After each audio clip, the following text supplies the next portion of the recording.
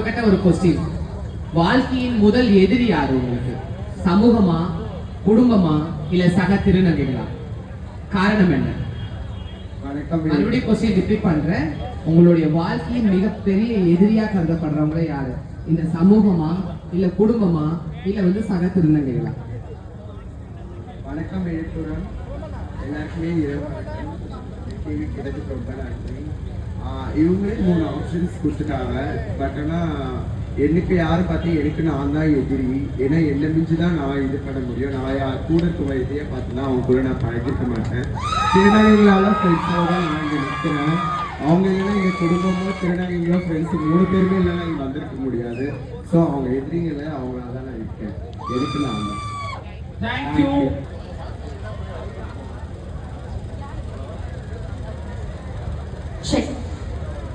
இனிமே வரப்போற உங்களுடைய என்ன நம்பர் கேட்கலாம்? 14. ஓகே, இனிமே உங்களை தாண்டி வரப்போற இளைய திருநங்கையர் சமுதாயத்துக்கு நீங்க என்ன சொல்ல விரும்புறீங்க? அனைத்து தமிழ் மக்களுக்குமே நன்றான இரவு வணக்கங்க. பெரியவங்க எல்லாருக்குமே காம்பட்டு இனி வரப்போற ஜென்ரேஷனுக்கு நான் என்ன சொல்லணும்னா, இனி வரப்போற ஜென்ரேஷன் அவங்க பெற்றவங்ககிட்ட அவங்கள பற்றி அவங்க வரதுக்கு வெளியே வீட்டை விட்டு வெளியே வரதுக்குள்ளே சொல்லி அவங்க பெற்றவங்க அவங்கள நல்லபடியா அந்த திருநங்கை வாழ்க்கையில் அவங்க அனைத்து கொடுத்து வச்சிருக்காங்க. ஒரு திருநங்கை வெளியே வந்து பாலியல் தொழிலும் பண்ண மாட்டா, இது யாசகமும் கேட்க மாட்டா. அப்படி அவங்க பெற்றவங்க ஏதாச்சும் இருக்கப்பதான் அவங்க வந்து யாசகம் கேட்கறாங்க, பாலியல் தொழிலுக்கு வராங்க. அதனால இதுவரை திருநங்கை எல்லாம் உங்க பெற்றவங்களை நீங்க அக்செப்ட் பண்ற மாதிரி நீங்க வீட்டுல பேசி வெளியே வர்றது நல்லது. தேங்க்யூ. யாராவது ஒரு டிரான்ஸ் யார்கிட்ட நம்பர் நீங்க ஒருத்தவங்களோட பயோபிக் எடுத்து நடிக்கணும்னா யாரோட பயோபிக் எடுத்து நீங்க ஒருத்தவங்களோட வரலாறு எடுத்து நடிக்கணும்னு ஆசைப்பட்டீங்கன்னா யாரோட வரலாறு எடுத்து நடிக்கீங்க?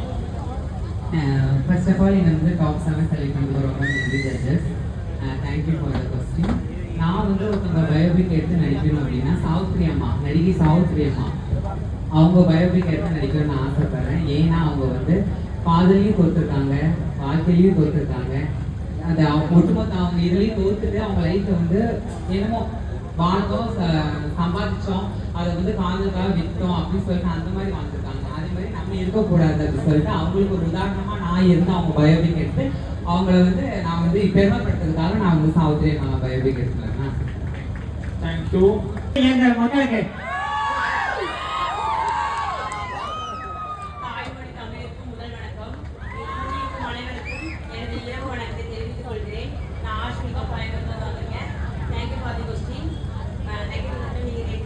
அரசியலுக்கு போனா நீங்க என்ன பண்ணுவீங்க? நான் அரசியலுக்கு போனேன்னா ஒரு மனுஷன் உயிர் வாழ ரொம்ப முக்கியமான ஒன்று உணவு. சரியா? அதுல விவசாயிகள் நிறைய பயிர்க்கடங்கள் வாங்கி நிறைய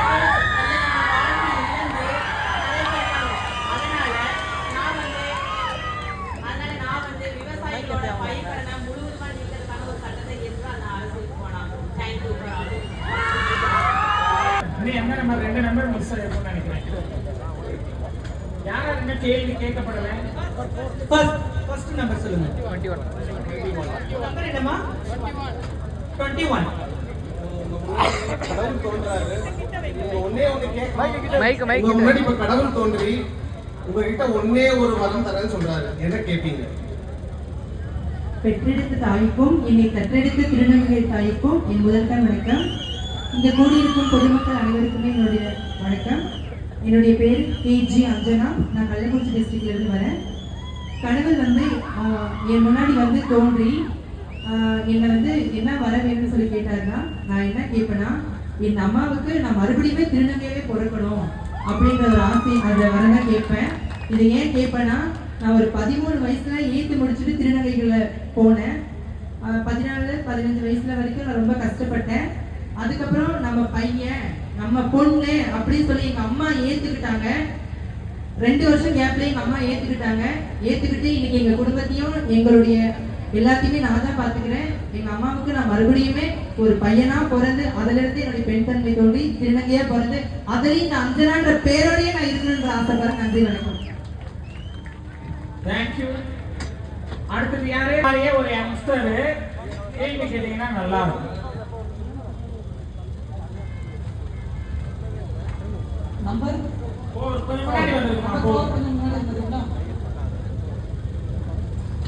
ஸோ இன்னைக்கு இருக்கிற நம்மளுடைய இளைய சமுதாய திருநங்கையர் திருநங்கையர் மக்களுக்கு மிகப்பெரிய தடையா இருக்கிறது எது?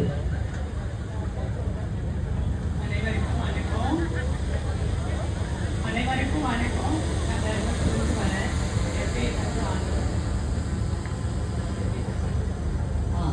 இன்றைக்கு இருக்கின்ற இளைய தலைமுறை திருநங்கையர் திருநங்கையர் மக்கள் இருக்கிறாங்க இல்லையா, அவங்களுக்கு மிகப்பெரிய சவாலாக இருக்கக்கூடிய விஷயம் இது.